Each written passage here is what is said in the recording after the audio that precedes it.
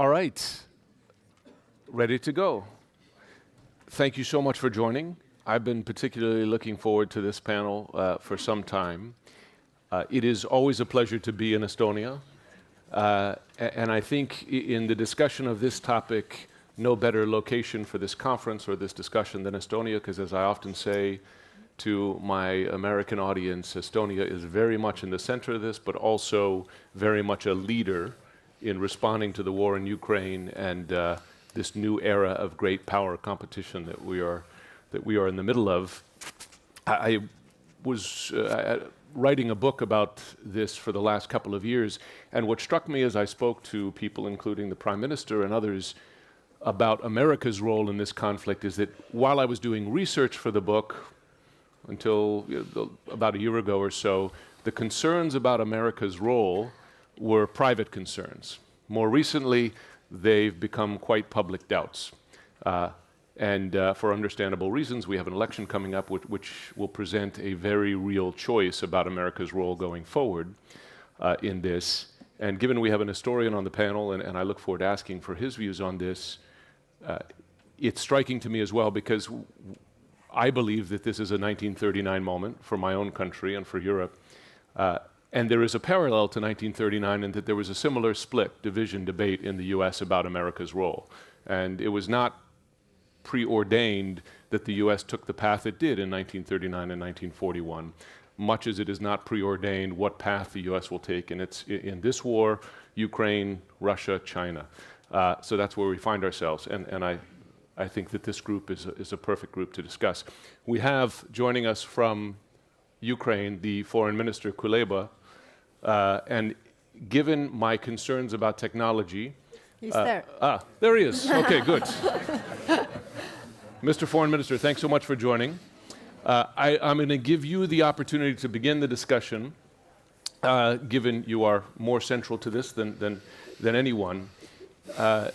First, I would ask if you can to give us a report from the battlefield, how significant this Russian advance is in the northeast and the east, and do you and Ukrainian commanders have concern that Russia could break through Ukrainian defensive lines?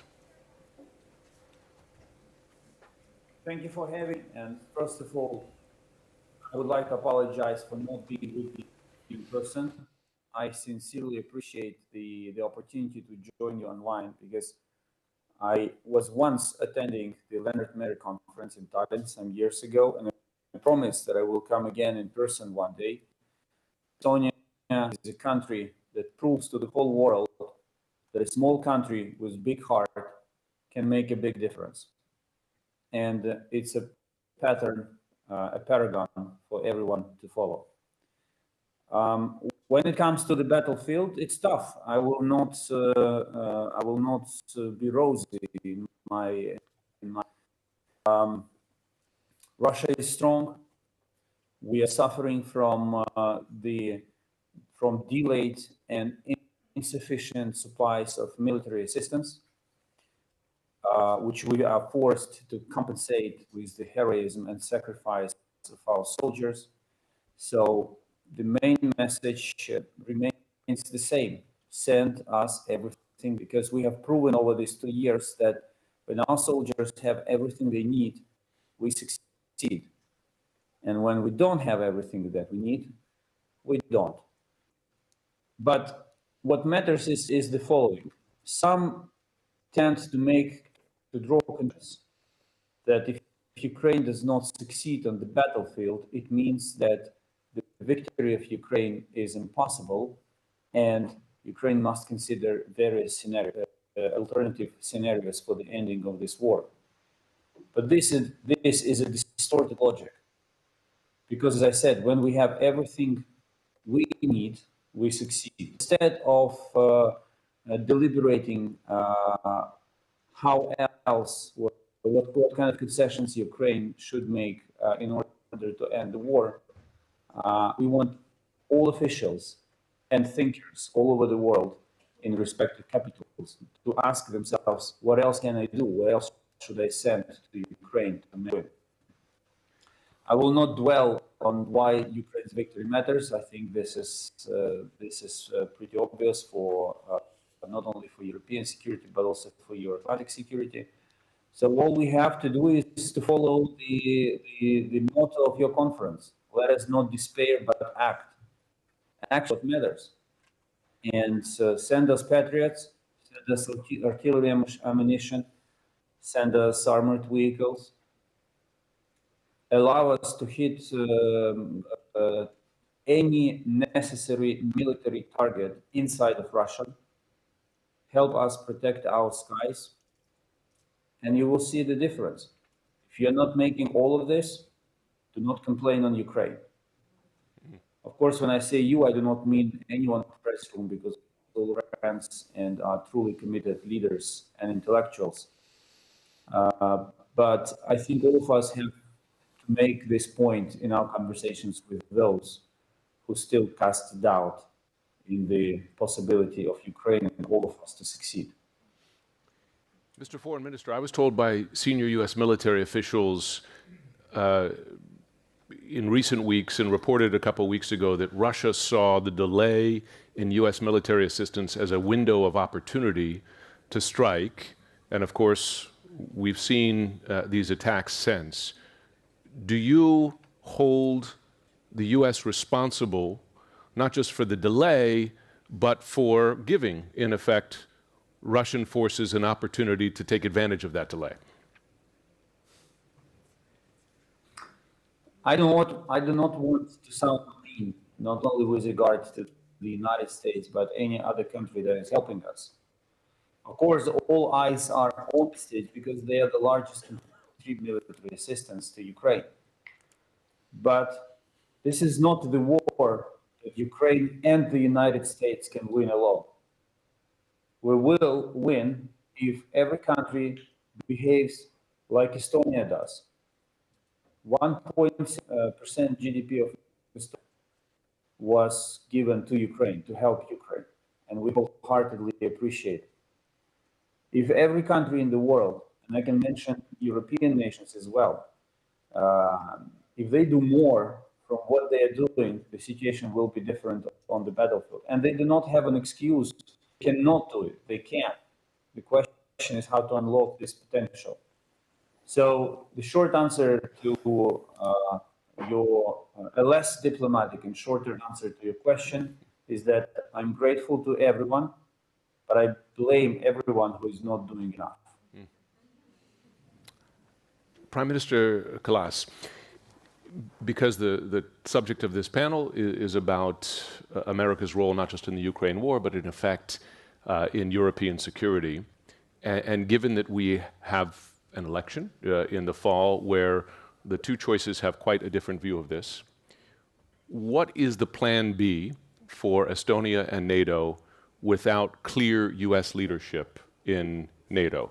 Now, the scenarios include a U.S. withdrawal from NATO, although Congress has acted to make that more difficult. But in effect, a U.S. president could decide not to order troops to defend a NATO ally, etc. So does Estonia, does NATO have a plan B? The problem with plan Bs is that if you start to work on plan B, then you forget about plan A, and I think that is not the right way to do it. What the Foreign Minister Kuleba said is that we have to support Ukraine not only as long as it takes, but as much as it is necessary, so that they can win. And of course, everybody has a role in that. So the price goes up with every hesitation, with every delay. That is so very clear. For us, at least, it's so very clear. What comes to the American elections, then of course, we have to work with every leader, elected leader, of our allies. It's not up to us to choose the leaders of a different country. But what we can, I think, also in Europe do is not so much talk about whose victory, election victory we are hoping, or whose election victory we are afraid of, but to actually, focus on what we can do in the meantime. And that has been already for years. We have to do more for our own defense. We have to spend more on our defense, and we also have to all help Ukraine as much as it is really necessary for them to win. And we have made, our Minister of Defense has made the calculations that if everybody would commit 0.25% of their GDP as military aid to Ukraine, then it would be enough for Ukraine to win. And to all of those leaders who are saying that, or not saying so directly, it's never that, but the public opinion is like, we have given a lot to Ukraine already, but 0.25%, 99.75% still remains for your domestic issues. So I think it's not the big sacrifice. Ukrainians are fighting on the battlefield. They are losing lives. They are losing soldiers. The only thing that is asked for us is reallocation of resources, and that is not much, I think. But let me ask you, because one thing the U.S. delay in aid showed was that Europe can support more, as it did, including Estonia, but not fill the gap that the U.S. represents. The U.S. is just too big. And that, as much as Europe did to send weapons and its empty its ammunition stocks and allocate money, it could not fill what the U.S. can fill. And the same is true of the broader role of the U.S. in a NATO security environment. So my question is, you can increase, but you can't replace. So what's the solution? Well, that is so very true. We can't, U.S. is the biggest ally in NATO, and we can't replace U.S. I think what we have to do is to convince also Americans who are skeptical of supporting Ukraine or supporting European defense, and really trying to convince them economically. I mean, 48 states out of 50 states, the main investment partner, the main trading partner is Europe. American companies are earning 2.7 times more profit from Europe that they are earning from Asia, the whole of Asia, not China, but the whole of Asia. And also like over 60% of American investments go to Europe, and it's vice versa. So it is, jobs in America. It is also having an effect on America if something goes wrong in Europe. So it is also in the interest of United States to be present to support the peace in Europe. And listen, I remember I met with you months ago in Washington, and you told me you believed that Speaker Johnson would come around. Yes. And he did. So you're one for one on that. I will give you credit. I'm conscious of our connection, so I'm going to take advantage of the the foreign minister, before I go to the other panelists. But I wonder, do you, Mr. Foreign Minister, if this is the last major U.S. aid package for Ukraine, it's possible, I'm not saying it is, but if it is the last, do you have a plan B? We don't, I fully agree with the Prime Minister. I have been making the same point for months. If you have plan B, you will end up with plan B. Even with this supplemental that was passed recently, we were told many, many times in between last December and this April, like, give up, happy, forget about the supplemental. It's not going to happen.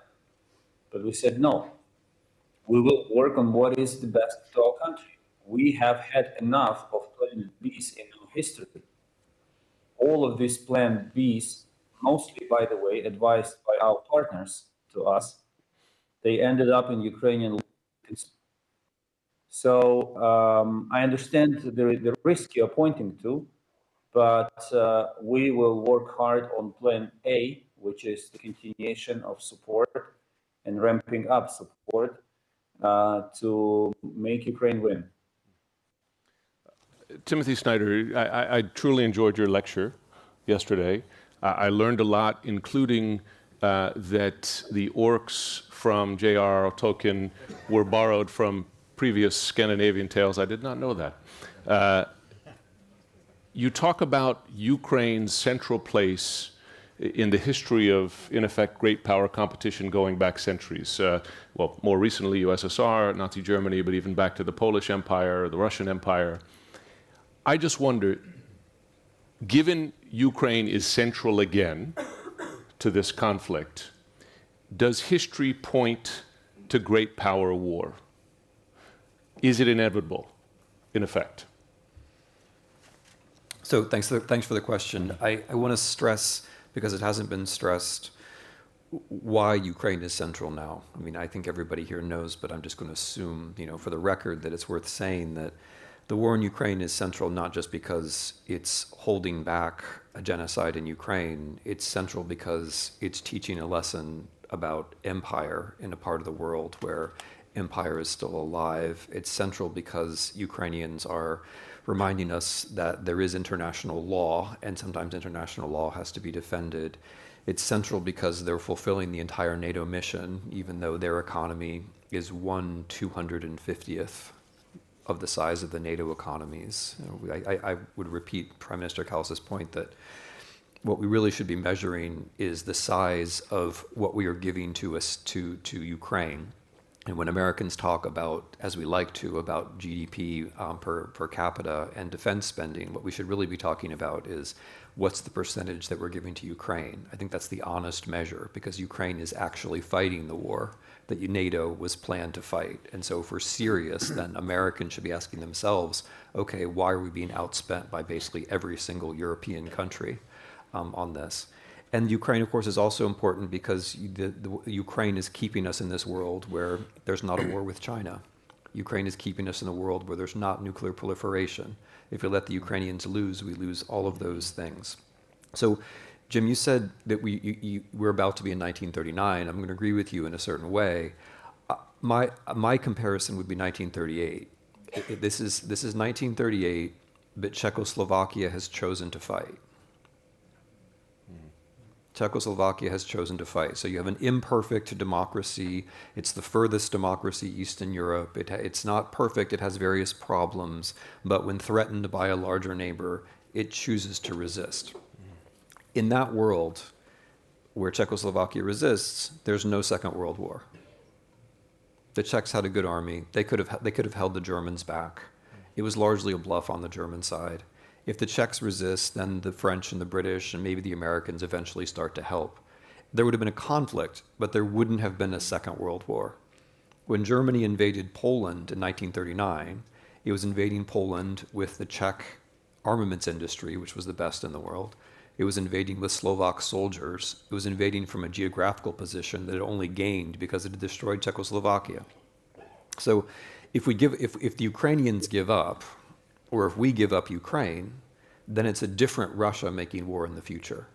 It's a Russia making war with Ukrainian technology, Ukrainian soldiers, from a different geographical position. Then we're in 1939. We're in 1938 now. In effect, what the Ukrainians are letting us do is they're letting us extend 1938. They're helping us to stay out of 1939. So my answer is no, it's not inevitable. The Ukrainians are giving us this chance, and we have to take this chance if we want to prevent a great power war. Samir, I'm coming to you, I promise. I am going to start with Minister Hasani only because on topic, I want to ask you, if I can, a similar question that I asked Prime Minister Kallas. Can Europe fill the gap in U.S. leadership if it were to go away, or if it were to decline, shrink, become less reliable? I strongly believe the United States will not leave Europe. I strongly believe the United States will continue to be the guarantors of peace and security in our continent, as they were in the two major conflicts that we have seen, the First and the Second World War, and also what has happened at the end of the Cold War. I strongly believe that whatever the discussions, the political discussions are right now, we will continue to have our American friends and allies heavily involved in what is happening. And this is because we fight for the same values, we fight for the same principles, and the United States, whoever is in power, will continue to do so. Now, as the Prime Minister said, and as my friend Dmytro was echoing, there is no plan B if we don't stick to plan A. And let's continue to engage with our American friends and allies. Let's continue to deliver better messaging, as the Prime Minister was saying. Let's continue to explain better, also to the domestic policy, in order to achieve the results that we expect. There are mechanisms that are slow. There is cynicism in similar rooms, but the battlegrounds need more and more results, and those results are visible. Is that hope or a plan? It's a reality. It's a reality. We have the engagement of the US, constant engagement of the US, and the continuous engagement of the US. Now, expectations are different, but we have to continue delivering, and we have to continue engaging, and we have to continue giving what capabilities we have to Ukraine in order to achieve victory. Samir, you know the framing of this conflict from those on this panel and many in this room. That it is a rules-based international order. It's a free world versus those in Russia and China who want to tear that down or replace it. Does India have a side in this conflict? Look, I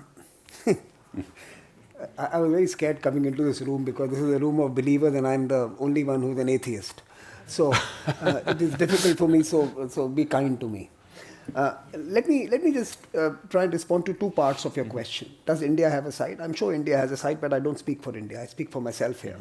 And I'll give you a Indian view, one Indian view, and we are 1.4 billion, so there are many views. And we change our minds every evening, so there are many more. So this morning, this is my view. My view is that after what I've heard, I think this is not a moment of reckoning of any great world war. I think many such conflicts have been resolved in the past when nuclear powers have had to face defeat when they have invaded certain countries. America has that experience. China has that experience with Vietnam. Pakistan, a nuclear power always ready to go to war with India, had to leave the Kargil heights after occupying them, and they were beaten back through conventional action. And I think provided you can get your supply chains and provided what the minister was seeking from Ukraine can be delivered at scale and at speed, this is not a moment of reckoning where the world has to face any great moment of truth. I think this is a military response that could be resolved in the battlefields of Ukraine, provided the rest of you are willing to participate. I think what you have done well till now is host conferences supporting Ukraine. You've done nothing more. So you've done very well in creating chat shops that talk up your support to Ukraine. But when it comes to real action, you've seen that the Russian 2.0, which is when Russia reorganized its operations in Ukraine after its initial setback, they have been grinding forward. And the creeping expansion of Russia in the battlefield is visible. And I do not believe that a $40 trillion opposition is playing to wait in dealing with the $2 trillion military giant in the battlefield. And that's a aseptic observation from someone sitting very far away, not involved. One side is not participating in the battlefield, and that's the reality. There is only one actor who has reorganized his strategic engagement, and I think you guys really need to think. And why I'm saying it is because if something like this was to happen in the Indo-Pacific, it tells countries like us that you have no chance against the Chinese. If you guys can't manage a $2 trillion economy in a battlefield, you have no chance against the Chinese. Don't think you're defending China. You are encouraging China by everything you do here. The Chinese are taking hope by your dismal and abysmal performance facing a much smaller adversary. You cannot even... anyways, sorry. I don't want to go. You're nice people. You're my host. Now, so that's the first observation. No, the just second observation. Make sure you're looking at the American when you say that, because the Estonians are doing well. Look, on the Americans, please don't play this Trump bogey. It is the Biden administration that has failed to deliver everything that minister has been asking from Ukraine. So let's not play the Trump bogey. Let's talk about now. The fact is that you will be dealing with the same American state irrespective of who's sitting in the White House, and you will have to deal with the same defense establishment that will be making the decisions. The president goes and gives airwaves and gets retweets. That's it. Everyone else decides. And that's the way America is structured. And so don't play the Trump bogey here. It's America that you deal with, irrespective of who's sitting in the White House. And let's be honest here. Now, on the India stand, look, it's a very difficult situation for most Indians. And I think all of you here should understand this. When we were threatened, when the 7th Fleet was sent to the Bay of Bengal to intervene in a conflict that involved our territory, it was USSR that stood in the way. When resolutions were passed in the United Nations, many of them sponsored by those who sit in this continent, it was Soviet Union that vetoed them. You must understand that it has been the longest standing partner of India. That is not going to take that away. Ukraine has only now, and let me congratulate the minister, I had dinner with him in Delhi a couple of weeks ago, and Ukraine has only now begun to realize that it needs a fresh new engagement with India. It had forgotten us after USSR. And it was only Russia that took forward that partnership and became the heir of that relationship that we had with the USSR. So, the fact is that we have a long-standing history with Russia, and many of the countries in this continent that are participating against Russia and who talk about colonialism and imperialism, by the way, were in India. We were a colony. So we understand the Estonians well, because in some sense there is an empathy here. What you feel towards the Russians, we feel towards many of your allies in Europe. And you're asking us to defend and stand with them. So in some sense, it's a complex arena, Jim. It's not that easy for us but my position, territorial integrity and sovereignty have to be respected. Mm-hmm. They must be the only mantra. All of us in the last 75 years have been too lazy in defending these. We've been too lazy. We need to go back not to 1938, we need to go back to 1945. And we need to understand the sanctity of boundaries, the sanctity of sovereignty, the sanctity of territoriality. In this world where we could change regimes through digital activism or through, we have become too loose in understanding why regimes matter, why political systems are important, and why borders are relevant for people. We need to start respecting that more. I hope Europe can sort this problem out soon, because it also hurts the rest of the world. The rest of the world does not read it like you are reading it. By the way, it was if you're sitting in Cape Town, the conversation is very different. Yeah. If you're sitting in New Delhi, the conversation is very different. The problems and the causes and the consequences are also assessed very differently. Sure. Russia is not the villain everywhere. Many believe that it was provoked into doing something that it has done. I don't want to go into the merits of what Russia did, but let me just say this. The rational view from Delhi is that Russia is a deep trusted friend. Russia is wrong in invading Ukraine. And there are no two ways about it. If you believe territorial integrity is a central issue, you have two powers here in Russia and China who are far from committed to that idea. Absolutely. So doesn't that make India's side in this conflict clear? How can you be for protecting sovereignty and territorial integrity if you are friends with a country that just invaded Europe's largest country, and another one which has, it annexed the South China Sea and has designs on Taiwan? How can you hold those two positions consistently? Jim, we run an annual foreign policy poll at ORF, the institution I work in. And every year we have young people between 18 and 35. Thousands of them respond to that poll. This year, when we asked them who are India's two most trusted partners, number one, the US, number two, Russia. Who are the two countries who have complete disregard for territorial integrity? Number one, US, number two, Russia. So my problem is that everyone we love believes that entering other countries and eliminating people they don't like and changing regimes is breakfast. So my problem is that big powers that we are friends with, big countries generally tend to become friends with big powers. They have shown scant respect since 1945, and that's why I said 1945. Most recently, if you look at the early decades of this century, who was the one who was violating territory? And what were the Europeans doing when those territories were being violated? Well, listen, I would argue there's a difference between annexation and regime change, but it's a subject for another debate. Sitting in a country for 20 years is not regime change. Sitting in a country for 20 years is not regime change. It is annexation.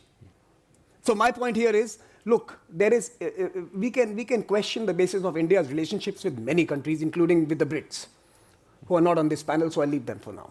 But look, that's not the point here. The point here is that if we are truly honest, all of us have violated many covenants that allow the rules-based order. In fact, the crowds that shout the loudest for rules-based order today are also the same voices that demand the weakening of sovereignty and nationhood. Rules-based order is based on the respect for that concept of nations that we decided in 1945. Prime Minister Kallas, I mean, it's essentially a whataboutism argument, and I wonder what your response is. Do you believe there's an equivalency between, for instance, U.S. actions in Vietnam, Iraq, etc.? I mean, and I don't want to like go through that old history, but the point is, does that undermine the framing of this as you have the free world, the defenders of a rules-based international order that is fighting not just a values-based battle right now, but one that is in the interests of a more peaceful world that has survived in the 80 years since World War II, etc., largely? What's your response to that framing? I mean, I was listening very carefully, and I think we have a common position, which is you are anti-colonialism and we are anti-colonialism. So are I think everybody who is also supporting Ukraine in this war, because Russia is the last colonial power in the world. They are trying to colonize Ukraine, very openly so. So when we talk to the global south, this is what we are addressing, and it is true what you are saying, that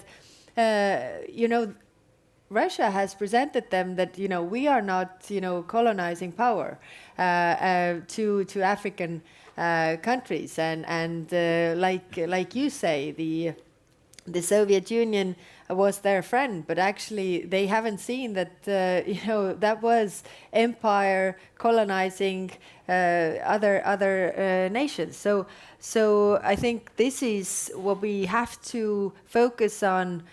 What we have in common and what is the common language. So 45, that was true. United Nations was created and the United Nations Charter, which is a very good document. But what is lacking there is the sanctions part, the accountability. What happens if somebody breaches the UN Charter? And every time there is in the history, but I'm of course with my favorite historian here, so I don't want to go to that territory because he knows this much better. But I'm a lawyer by profession, so I'm really interested in the international law.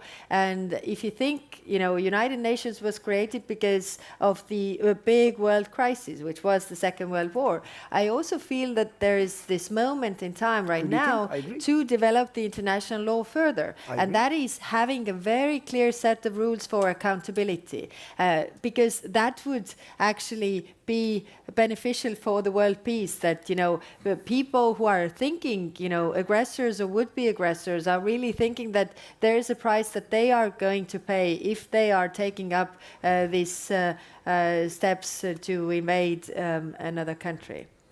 Jim, can I have a 30-second? You can, before I go back to Ukraine. So I think when someone poses a question to the dominant powers of the last 100 years, it is not whataboutery. It is level playing field. What you demand from us should be seen through your actions. So whataboutery is when the Americans ask that question. When an Indian asks an American that question, it is not whataboutery. It is reminding them that we are doing as you do, not as you say. So I think that's whataboutery should be carefully used. Second, I agree with you, Prime Minister. In fact, I would suggest that next year, your institution and us, we should talk about World Order 2.0 with the reforms of the UN. When a P5 member violates the covenant of the Charter, what should be the accountability mechanism?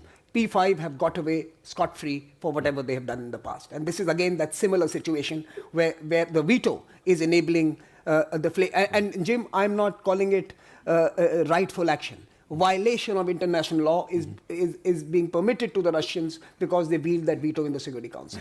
Had it been any other country, you would have had a UN action against them. But because you have a P5 member using it, they are being able to engage in international criminality because of that protection, like many other P5 members have done and continue to do. Well, and I will note, the view you give is not entirely, the Global South doesn't have a monopoly on it. It's a debate that we're having in my own country now in this presidential election. I mean, one of the candidates, Trump, has expressed views quite similar at times to what you've said. If we can go back to Kyiv, the foreign minister, I always say in situations like this, ask the Ukrainians or ask the Estonians. When you're talking about sovereignty and how they see the threat to their own sovereignty, how they see the conflict, a lot of folks will impose their views from the outside. So let's ask the Ukrainians, who is on the right side? In turn, not just the war in Ukraine, I know what you feel about that, but in a defenders of the rules-based international order as it stands, versus those who say it was imperfect, needs to be replaced, and that, by the way, the U.S. and its partners have often violated it just as much as they claim China and Russia are doing now. You see, in the last 2 years, I did many countries, Asia, in Africa, South America. I spoke to them, and I witnessed an enormous amount of intellectual stretching, trying to reconcile respect for rules and appreciation for the Soviet Union or for Russia or whatever. The problem is that the problem that all of these commentators are facing is very simple. Even if Soviet Union once saved your life, does it allow Russia to kill someone else in front of your eyes, with you compassionately explaining that killing is a bad thing, but actually many others kill someone else, so this particular person can also another person. All beautiful, intellectually perfect, and entertaining conversations end up when you boil it down to a very simple point. Where do you stand when you see someone being killed? And all our big conversations about order, new world order, international law, UN Charter, this can continue endlessly, and we can drown each other in historical arguments. And I can give a lecture about Ukrainian-Indian relations and how great they were, and that the city of Kharkiv that is being razed to the ground these days by Russian bombs used to be the capital of the Indian community in Ukraine. And every year we celebrated the Hindu festival in Kharkiv, and it's gone. I can mention that when I was by a dog, it was a doctor of Indian origin working in hospital in Kiev who gave me the first care. And it doesn't India. I mean, I can make stories with regard to any country. This is not about big things. This is not about big intellectual discussions. We can all be everyone present at this panel are at intellectual debates. The point is, how do you act seeing when someone is trying to kill someone else in front of your eyes? Answer, and everything else will be set in order. Professor Snyder, does history support the framing as this being, well, supporters of a rules-based international order and those who are against? Or, as you listen to Samir, does history support the view that, well, that's imagined, and in reality, that world is just our or the free world's kind of imagery as opposed to reality? I mean, I love the idea that I can speak for history. I can't. More than me. I can't even speak for the United States, which is a wonderful thing because it's going to allow me to say some of the things that I'm about to say. What history shows is that principles matter when people care about them, invest in them, take risks for them, and build institutions around them. And I certainly agree with the Prime Minister, and I think with both of you, that this is a moment, more than other moments, when one can choose to invest personally, institutionally, financially in principles and the laws around principles. But what history does show, additionally to that, is that the people who come and support principles aren't the same thing as state actors. So here there's going to be a little bit of a line of dissent from what Samir said. So the idea that, for example, Americans are, the United States is hypocritical, yeah, by all means.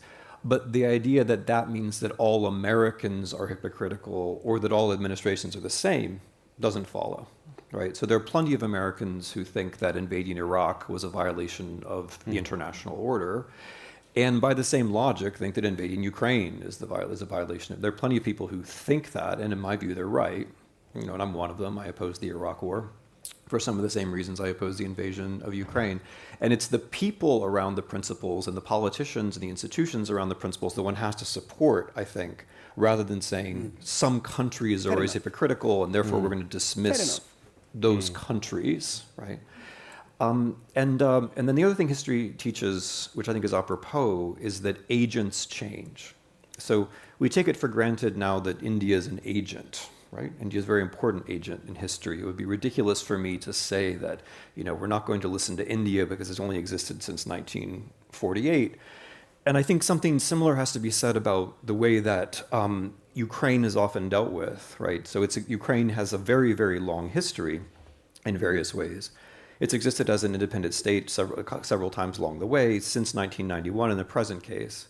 But one thing I think, I've been involved in some of these conversations with, with folks in Latin America and in other parts of the world, and I think it's very important if you're from Latin America or Africa or Asia, to recognize that Ukraine has been around since 1991, and it's your responsibility to know that. It's not okay to say, Dmytro Kuleba has to come to us and explain that they exist, right? Because at that point, you're flipping into becoming the imperial power and saying, well, it's okay for us not to know that these small countries exist. It's their job to run some kind of advertising campaign and come to us. Because at that point, you're saying, we're the big important power.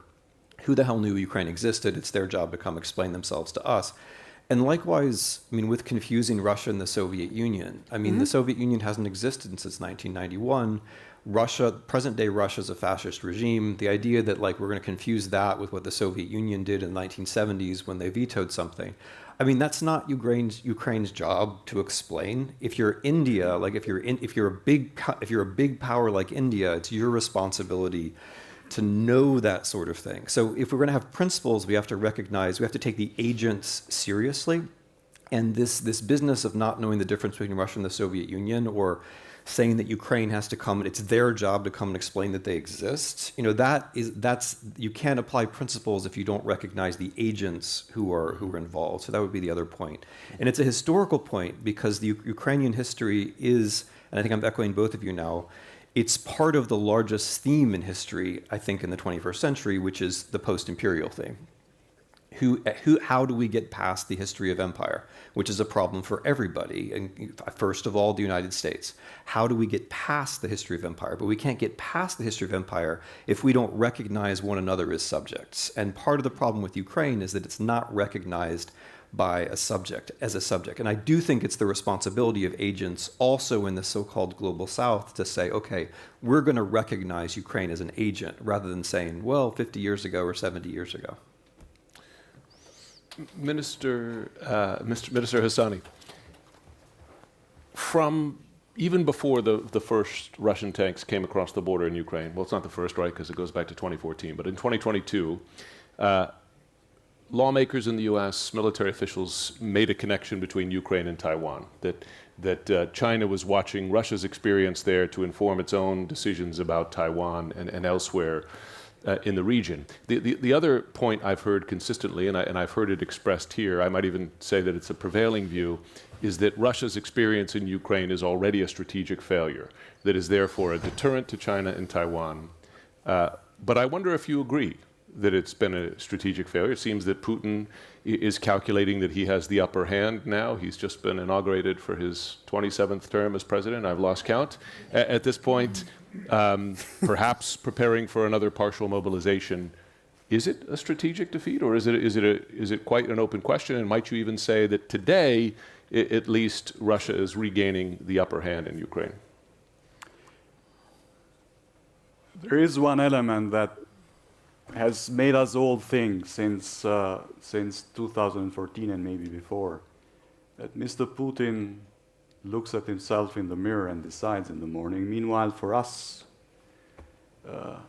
democratic countries in Europe and elsewhere, we need certain steps to start deciding and making the necessary moves. And that involves parliaments, governments, and the international organizations where we sit.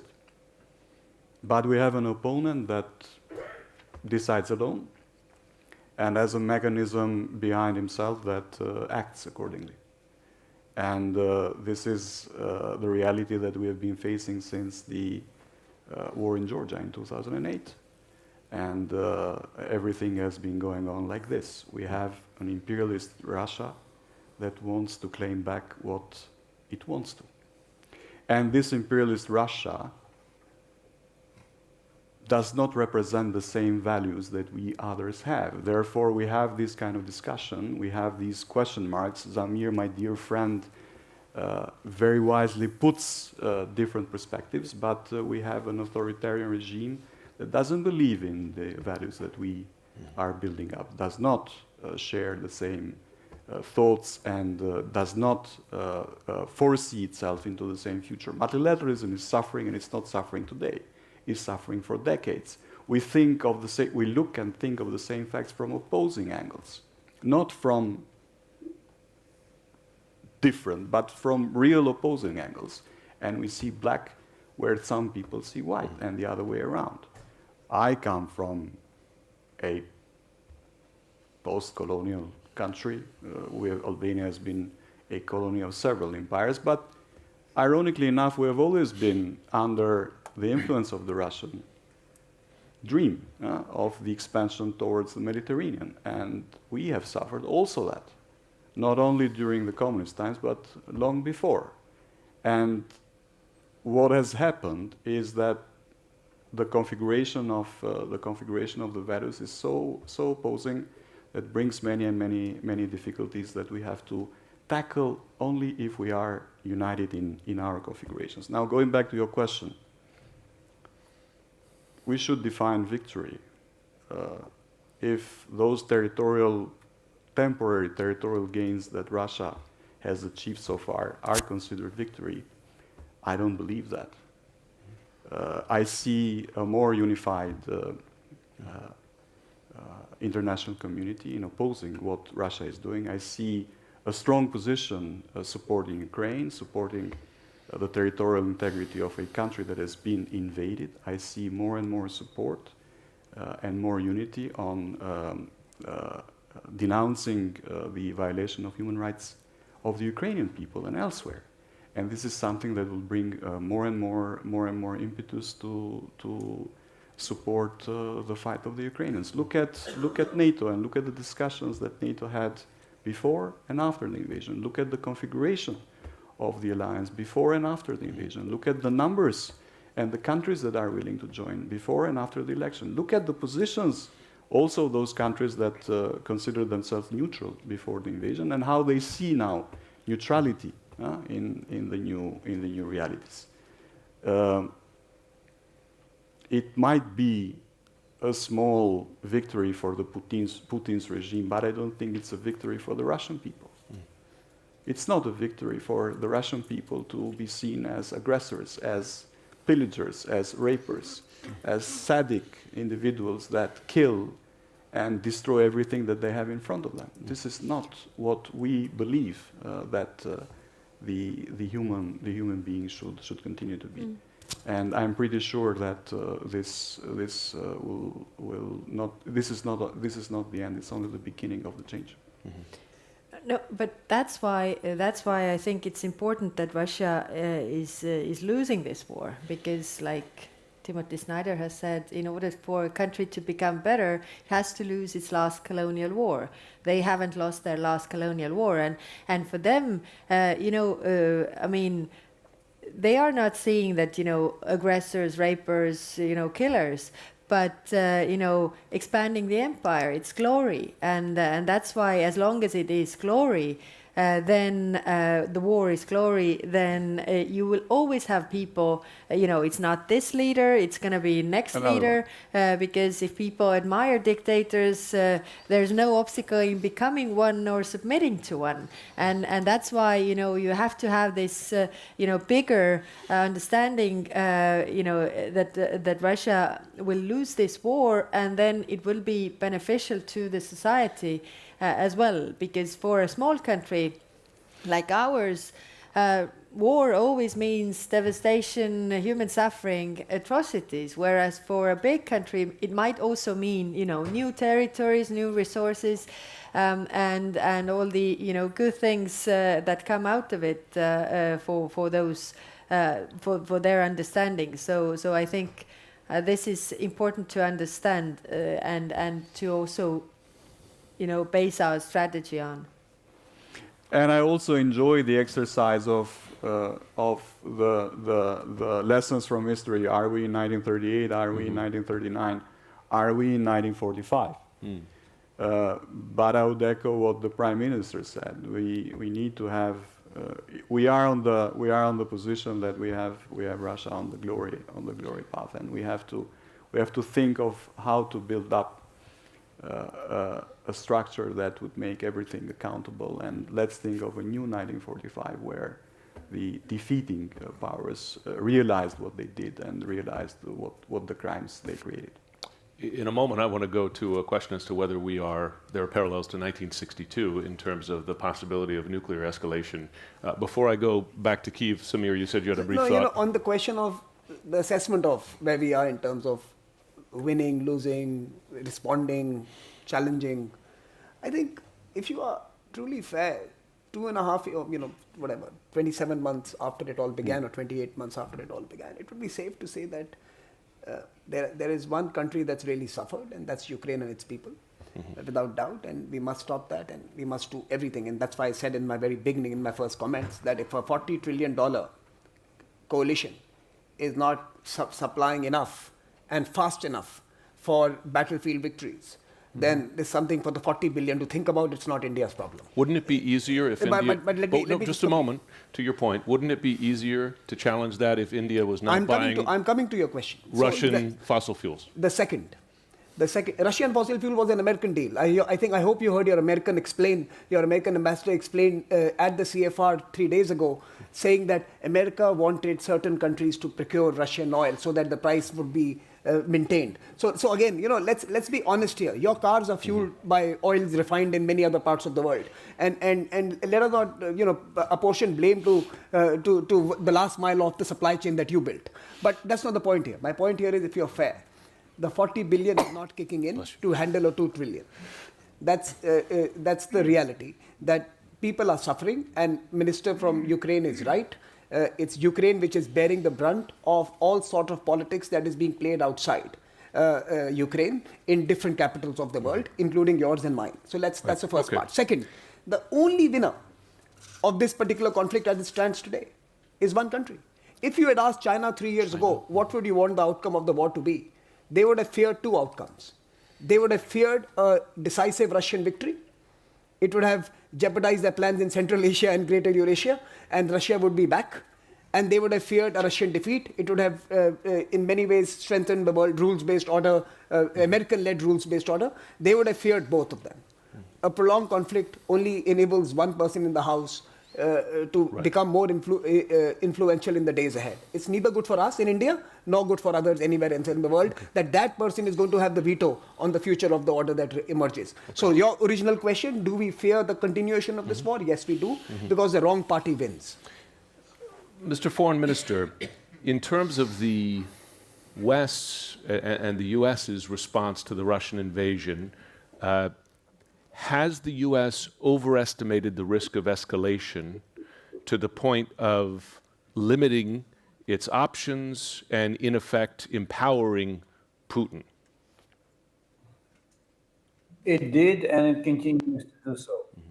And while it's easier for us to engage in a discussion on the consistency of the policy of the countries, of non-Western countries, I think it should be also fair to say that if the West stopped looking at Ukraine through the lenses of Russia, things would have been different. Tell me how.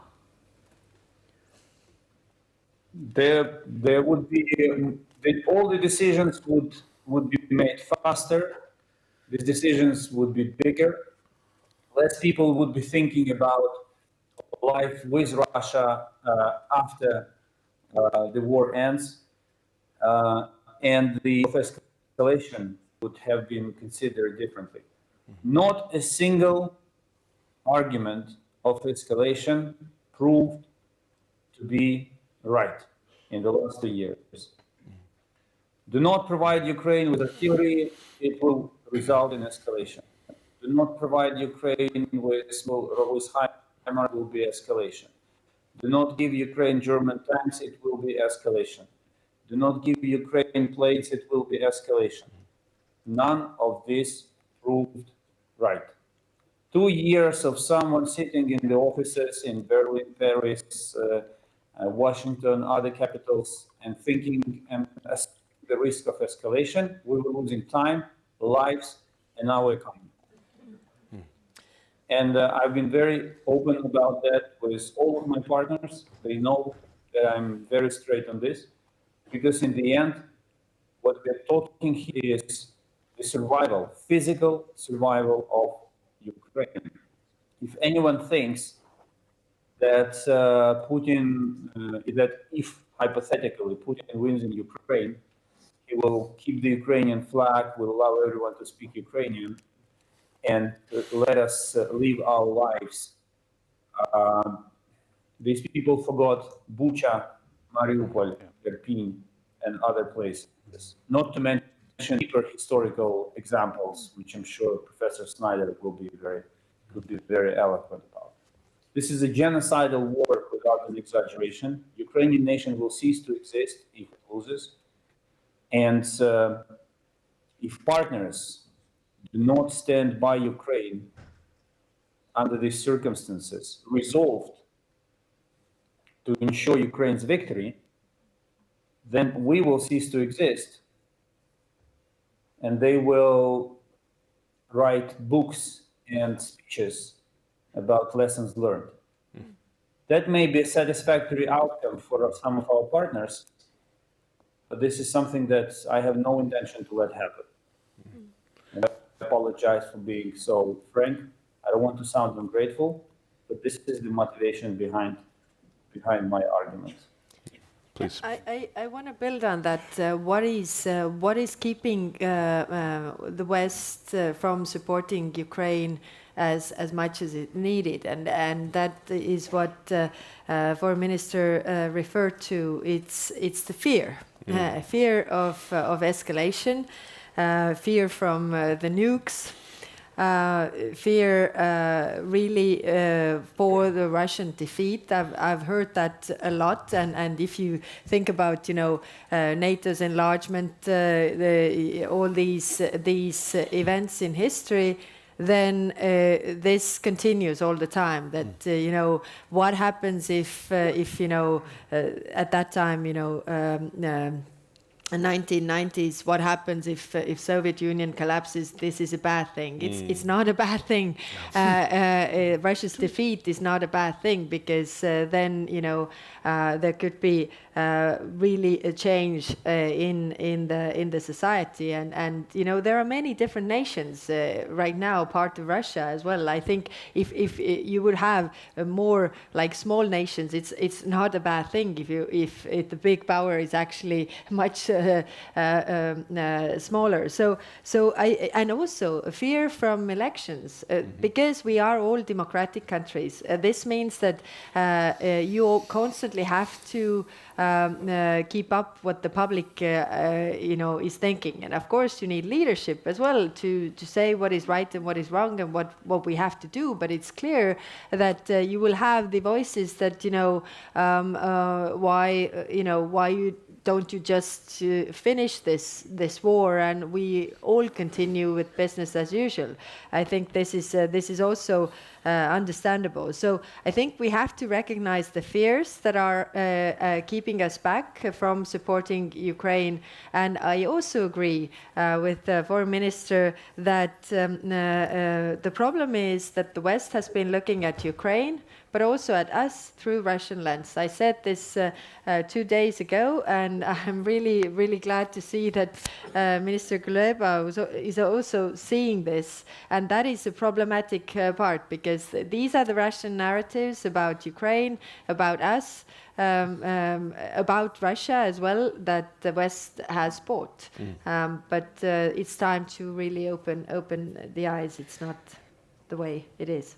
It's interesting. You don't even have to go back to the collapse of the Soviet Union. It was only last year where there was a lot of hand-wringing about, well, if Russia loses in this Ukrainian counteroffensive too much, it'll be too damaging for Russia. We have to figure out a way to kind of soften the blow, etc. I mean, that's this time last year, actually less than a year ago, and of course the circumstances have changed.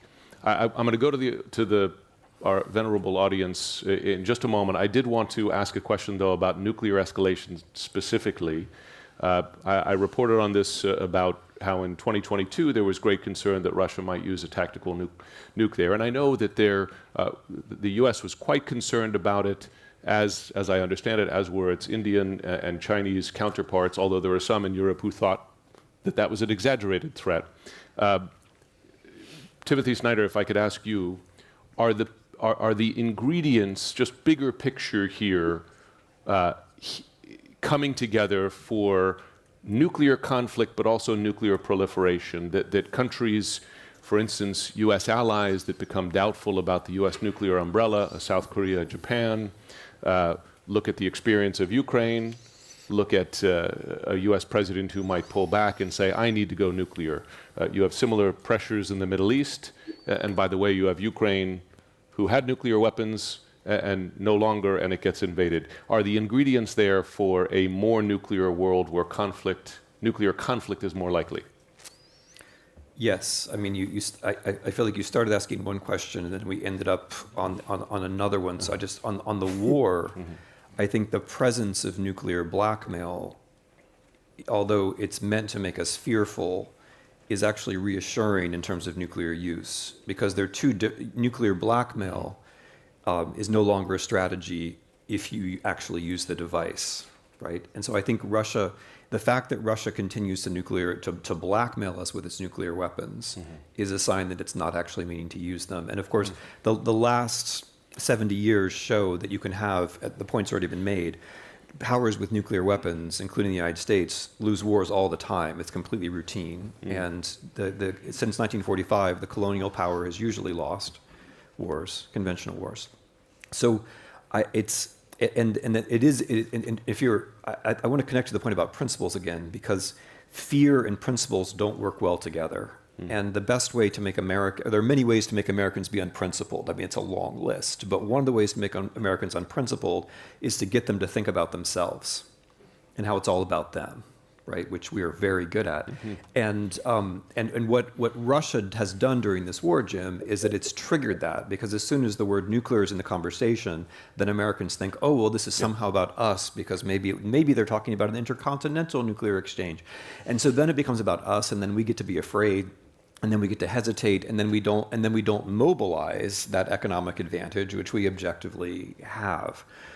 On the big picture, I agree with the premise of the question very much. I think if we're concerned about the chances of nuclear war overall, what we should be concerned about is nuclear proliferation. And Russian actions in Ukraine in this century have been unfortunately directed towards a more nuclear world, because Ukraine is not only a country without nuclear weapons, it's one of the very few countries that have given up nuclear weapons. And it's the only country which gave up nuclear weapons in a kind of ceremonial public way in exchange for assurances from countries, including the Russian Federation at the time. And so by invading Ukraine in 2014, and then again in 2022, what Russia has done has been to demonstrate that, well, actually, you ought to have a nuclear weapon because that's the only way to deter a nuclear-armed power. And I think this is now very much in play. So if Ukraine wins this war, which again I would stress would be the historically normal thing to happen, because the anti-colonial power since 1945 usually does win, and the Ukrainians are backed up by what should be a very powerful coalition. If Ukraine does win this war, then we will be so to speak, in a normal situation where a nuclear power has lost a conventional war. But if Russia wins a war against a country which ceremonially gave up its nuclear weapons, and it also wins a war while using nuclear blackmail, which isn't that normal. Well, so there's two public things, right? Yeah. Ukraine publicly gave up its nuclear weapons, and Russia publicly talks about it has nuclear weapons. Those are the things which make this unusual, right? And it's an especially kind of extreme example. So if Russia wins this war, then I think we are in the world that you describe, where both American allies on this continent will build nuclear weapons. American allies not on this continent will build nuclear weapons, and countries that are not American allies not on this continent will build nuclear weapons. And so I think the overall risk of nuclear war goes up quite a lot if Ukraine is allowed to lose. You were right. I was asking two questions, and you answered two questions. Well, here we are. Like any good reporter, I sneak them in. All right, two questions from the audience, and I will do me a favor, if you can, brief questions, and we'll get as many answers as possible, beginning here in the front, and then I'll move around. We've got to be really careful about talking about 1945 as the year when everything was great. It was great for some countries. It wasn't so great in Ukraine, Poland, or the Baltic states. Thanks. A question or no? No, that was a comment. Okay. Fair comment, but please questions in the back. Thank you. Benjamin Tallis, German Council on Foreign Relations. Samir, Saran, thank you very much for raising some uncomfortable truths, some good points, but I'd like to draw out a couple of the false equivalences that you made or reported. First, in terms of colonial powers, despite the delusions that some Brits still have, Britain today is not comparable to Russia. So saying that you get on with our former colonial power, we get on with your former colonial power, Russia, I don't think stands up as an argument to be made. Second, violations of international law committed by the West. Yes, they have caused great harm, and we have to pay attention to the effects that they have had in causing that harm and in undermining our confidence in ourselves and our transformative power. But we have to pay attention to the intent as well. And there is no way that spreading democracy, however misguidedly, can be compared to Russia's invasion of Ukraine and a genocidal imperial war, as Timothy Snyder has rightly called it. And I think it's extremely important, because if we let those false equivalences go unchallenged, we would indeed despair but not act. So I'd like to hear from the panel how they would take that forward, actually, how they would deal with those criticisms and say, no, we're doing something different. Here it is, and here's how it's going to be better. Okay. Thank you. Who'd like to answer, including you, Mr. Foreign Minister? Would you like to? Actually, can you ask everyone who wants to give Samir Saran a response first? There might be quite a few. I'm just kidding. Thank you. If you'd like to begin, you're welcome to. No, look, listen, I'm not, I don't know where you understood or where you did not get my first input in this entire conversation. Please go and win this damn war. And you are the ones who are not doing enough to win it. And the historian here has also told you that there are enough evidence from history that these wars are generally lost by colonial nuclear powers. So obviously, if this is not going to be the case here, you have let Ukraine down, And it's the coalition that has not worked. Don't blame India and India's assessment of it. So please go and fight that war. Number two, I think one thing that you could be doing is perhaps having a little more color in this room. That could be one good way of talking to people from countries who have a different assessment of the world. So next time, let's have a Lennart Meri conference which has 50% from the global south because they constitute 80% of humanity, for example. That could be one way of doing it. Right? So I think instead of believing that someone should somehow, through just having a UD Cologne that comes from France, believe what France believes of the world, it's not going to happen. You have to also, like you said, you mentioned about the agent and agency. We are not going to come and get educated by coming to your doorstep and learning about your view of the world. Perhaps you have to come to us as well and talk to us in a different tone than you did in the 19th and 20th century. So maybe that conversation needs to happen. And please come. I believe you me. There are many in my part of the world who genuinely believe in what I've just said, that this is a false and wrong and criminal illegal invasion of Ukraine. Okay. And the world must mobilize in favor of Ukraine to restore its territory. Mr. Foreign Minister, did you want to respond? To what exactly? Well, to the question. The question was arguing these are false equivalencies. About colonialism? Well, comparing, in effect, arguing that that the slate for the West is not so clean on these questions of colonial actions, etc. Well, listen. I think the only essential, the fundamental essential difference between distinguished Samir and me is that I know history of India better than he knows history of Ukraine. Because if he did, he would realize that everything Russia was doing in Ukraine, essentially for 300 years, was a practice of colonialism. And I have as many reasons to complain on the West as any country in the world. I can mention that it was President Clinton and President Yeltsin who conspired behind Ukraine's back to strip Ukraine of nuclear weapons. And where we are here now. And this war would not start if Ukraine was a nuclear power.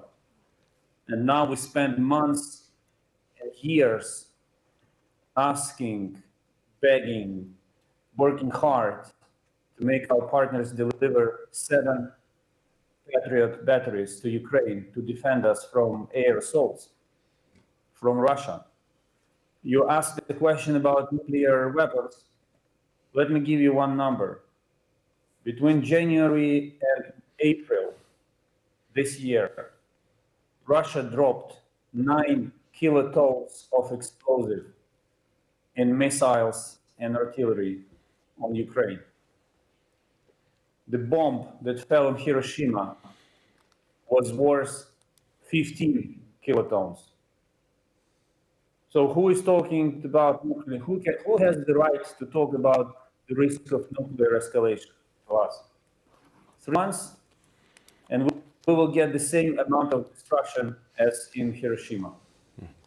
So instead, again, guys, I sincerely appreciate all the intellectual comparisons, uncomfortable truth, eye-opening parallels.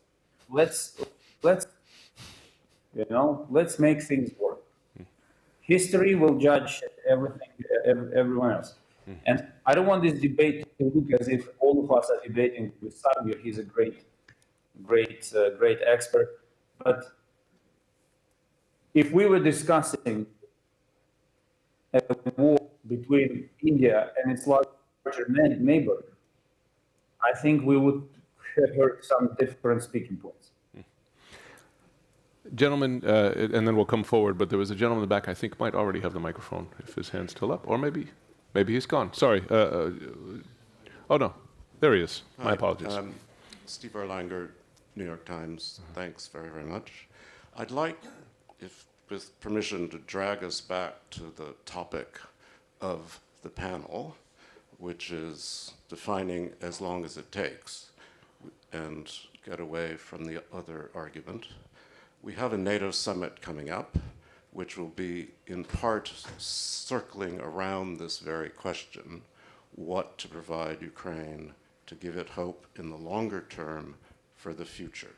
So what I'd like to ask the panel is, what should be the NATO military spending goal that comes out of this summit? Should it be 3%? Do you think you can get agreement on 3%? Should it be 4%? What do you think is required if the Americans reduce their support? What is required from Europe as a contribution of military spending so Ukraine has what it takes for as long as it takes? Thank you very much. Perhaps you, Prime Minister, and Foreign Minister, if you both. It would be a good start if everybody does the 2%, because this year 18 countries will reach 2% out of 32. So that would be a great start. But of course, we have to aim higher. That is also very true. But the question is, what is realistic? And I'm just, bringing this example. We are spending 3.2% on defense.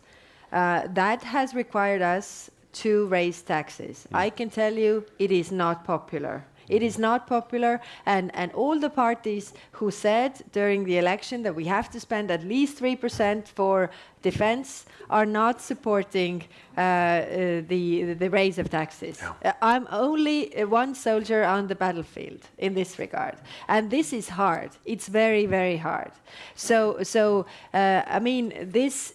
We are democratic countries, and saying that it's 4%, 5%.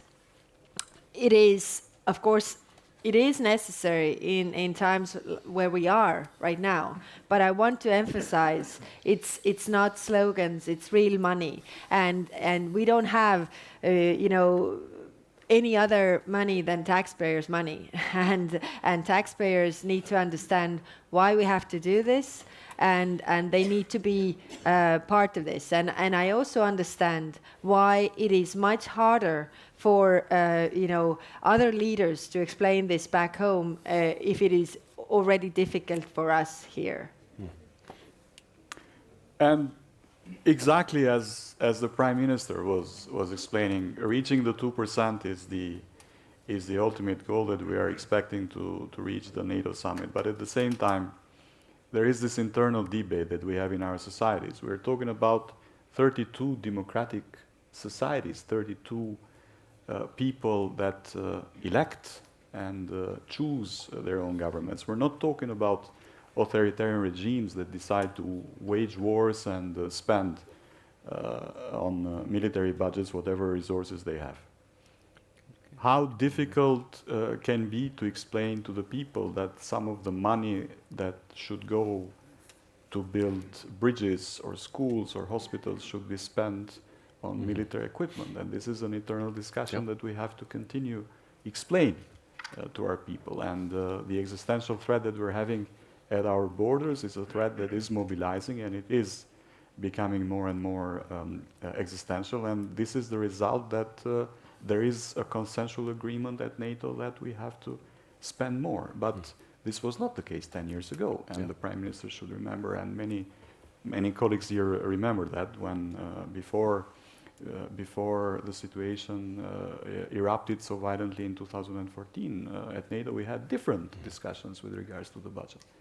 Now, do we need to spend more on tanks or on social security? And these are the debates that, in a way or another, have diminished, and there is a general consensus in at least in the parts of the world where I'm coming from, that we have not only to spend more, but to spend on helping support in Ukraine, increasing our collective defense, and prepare for futures that are unknown with threats at our border that are coming from one authoritarian regime that doesn't seem to become more democratic than it was before. No.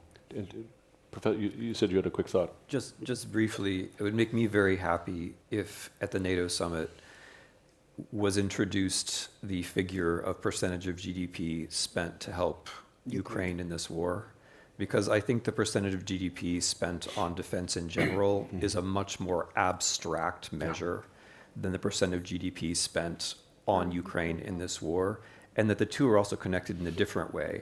Investing in Ukraine winning now it means not having to spend more on defense in the future. So if one is truly concerned about overspending in the future, the best thing to do is to direct the money now where it will actually make a difference. So I would really like to see a NATO summit where Americans had to face up to how little they're spending in terms of GDP for Ukraine and where other countries got more credit. Yeah, no question. And if you look at the graphs, Estonia is frequently at the top. Please, here. And just as short, we have, 3 minutes, 55 seconds. No, actually, there's a woman behind you, sorry. I did point to her first, and then I'm happy to come forward.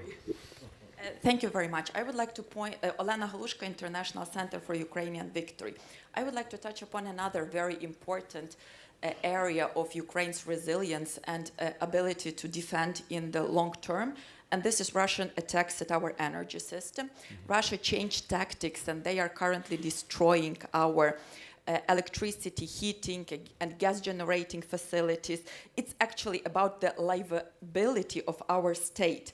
And, you know, Kharkiv, the city of the size of Munich or Prague, is presently without heating. And if it is not fixed before the winter season, we would have much, much more refugees and a big humanitarian crisis. So closing the sky over Ukraine today would cost billions of dollars. It's about Patriots, which Ukrainian government is talking about. It's about F-16, which are coming but always constantly delayed. It's about long-range missiles, so Ukrainians can hit the launchers instead of fighting against the consequences. Fair point, but just to the question if we can, because we're almost out of time. The question is that welcoming war refugees and rebuilding all those infrastructure would cost tens and tens and tens of billions. Why NATO allies aren't implementing the most cost-effective solution? It's a fair question. Would you like to direct it to? To the NATO partners. Okay. Who first? Well, in NATO we have 32 countries, and we in Estonia try to do our share. I mean, we are spending 1.5% of our GDP on Ukrainian aid. so far we have spent that. And protecting, I mean, I agree with you. It would be cheaper to defend and protect Ukraine than to, you know, give money later on to all rebuild this. And also, Russia knows very well migration is the vulnerability of European Union, Europe. So what is he doing? He's creating the migration pressure, not only from Ukraine, but also bombing Syria years back, Africa, Wagner soldiers. All the migrants come to Europe, and Europe can't cope with that. So it is something that we have to keep in mind. And what I also explained to our southern colleagues that are much further from the war, and you know, it is also, if your worry is migration, you have to help Ukraine right now. And you could make the same argument, I think, about strategic objectives, smaller investment now to help neutralize the Russian threat to Europe. We have a minute, so I'd ask for the briefest question. If you say who you'd like to direct it to, if you have someone in mind. Yeah, to anyone who wants to answer it, actually. Okay. Nigel Gould-Davis from the IISS. Maybe Prime Minister Kallas, you said we only have our own money. That's almost true. There are $300 billion of Russian state assets being frozen at Western financial systems. Legal scholars have found a legitimate path for taking it. Back to 1938-39, Montagu Norman, the then chairman of the Bank of England, facilitated the transfer of Czechoslovak gold to Germany, the then and future aggressor, on the grounds that this was required for international monetary order. History damns that decision. Surely it would damn a decision not to take the assets of the aggressor. Okay, question? Yeah. No, the asset, well, we have been advocating for using the frozen assets. And as a lawyer, we have, you know, our parliament just adopted the law. And basically, it's very easy. I mean, you know, Ukraine has a legitimate claim towards Russia regarding the damages that they are causing. Russia has a legitimate claim towards us because we have frozen the assets. So we are not confiscating them, but we are recognizing the claim. But we are making the settlement of those claims so that after we have, used this for Ukraine, then the leftovers could go back to Russia if everything is settled. What I doubt, but I see that not all allies are there yet with this, and I'm trying to convince them that you will also at one point come to a point where your taxpayers are asking, why should we pay for the damages that we haven't caused? And that is a very legitimate question, and that's why. And also the second point is, can you possibly imagine that there's a decision to just unfreeze the assets? After all that they have done, not. So we need the the strategy also for that, and that is easy because we have something. We have a saying in Estonian which is hard to translate into English, which is that better to have okay, I will not go. I can't translate that anyhow. But I'm saying that as a lawyer, I'm always in a stronger position when I already have something that I don't give out. Then it's the opposite. And actually, that is our strength, that we have the assets. And all the arguments, can be disputed, what they are saying, that why can't we use these assets? But the work is ongoing, trying to convince the others as well. We're over time. If I gave the Ukrainian foreign minister a final word, would that upset my organizers? It's okay. The Foreign Minister Kuleba, before we go, a final thought to the question. Do you have confidence in the statement as long as it takes? No, I will be very quick. I want everyone to forget the words that became the slogan for supporting Ukraine, which is, we'll support Ukraine as long as it takes, and focus on one thing, on one slogan. We will support Ukraine as long as it takes Ukraine to win. If that happens, that becomes the cornerstone of things will be different. You will see difference on the battleground, and you will protect your prosperity and your security in the long run by doing so. Thank you very much for this excellent conversation. I did not regret a single minute of my working Saturday. Thank you. And we're glad it was not interrupted by air raid sirens, which would be real. Thanks very much to the Foreign Minister and to all present.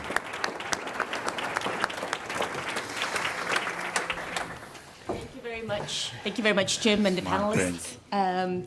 I'll kindly ask you to take seats. I'll promise to be brief in closing remarks since there's not much to add to the Foreign Minister of Ukraine, but I just want to say a huge thank you to all, to the panelists. I was a little afraid to do the conference because there tends to be a lot of agreement, and as we discussed in the first panel of the conference, we tend to pat each other on the back for everything we do right. But I think by the end, we got to a good place where there was a little bit patting on the back, but several issues were raised as well that we need to do differently. And something that I think resonated throughout the conference, and whether it was criticizing certain allies for not doing enough or whatnot, I think I would want to change the slogan to let us not be deterred by fear, but act. I think that nuclear argument that was made in the panel was very good, and I think several good topics were put forward how we can actually do specific things, whether it comes to frozen assets or actually putting the onus with sanctions on ourselves and our companies and force them not to sell Russia things that they can turn into weapons. But anyway, I want to say a huge thank you to the speakers, to the moderators, to all of you here. It's been very great. I also want to particularly thank all my predecessors who've been wonderful. This is my first time doing this, so it's been a little scary, but it's been great. So thank you for bearing with me.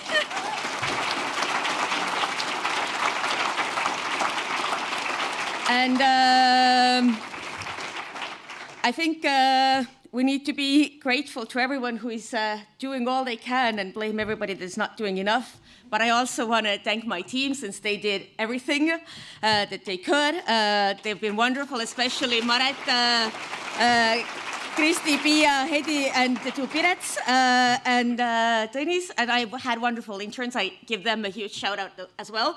I want to thank the hotel. I want to thank our sponsors, including DefSec, Intel, NATO, OSIFA, and NED, and RGB, who's done a great job with the tech stuff. And there's lunch downstairs. I'm not going to keep you longer. And please feel free to approach the panelists. They're great.